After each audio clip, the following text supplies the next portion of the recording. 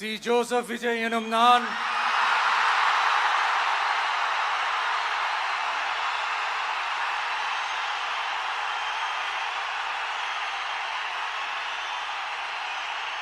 சட்டப்படி அமைக்கப்பெற்ற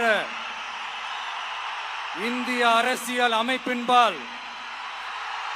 உண்மையான நம்பிக்கையும் மாறா பற்றும் கொண்டிருப்பேன் என்றும் இந்திய நாட்டின்